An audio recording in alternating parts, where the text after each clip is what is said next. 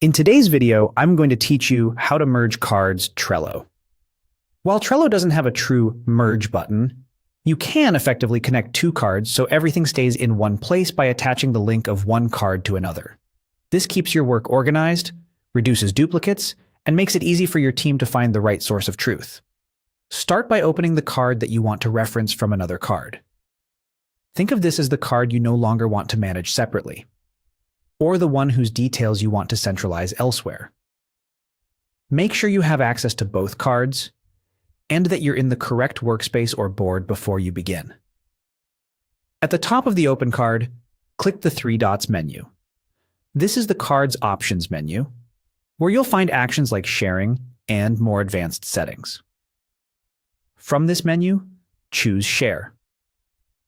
The Share panel provides the direct link to the card, which is the key to linking cards together. Trello uses this URL to generate a smart attachment that shows the card's title, labels, and status inside another card. Copy the link provided in the Share panel.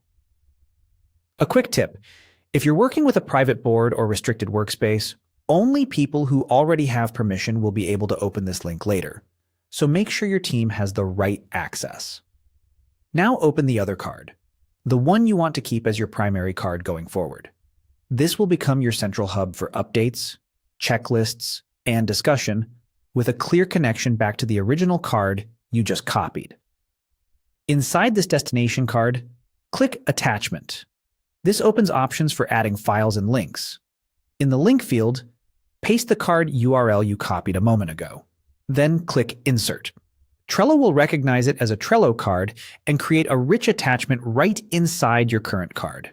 You'll see a clean preview that makes it obvious what's been linked, and you can open the attached card in one click anytime you need deeper details. That's it. You've effectively merged the two cards by linking one into the other. From here, your team can use the destination card as the main place for work while still having immediate access to the connected card's history and content.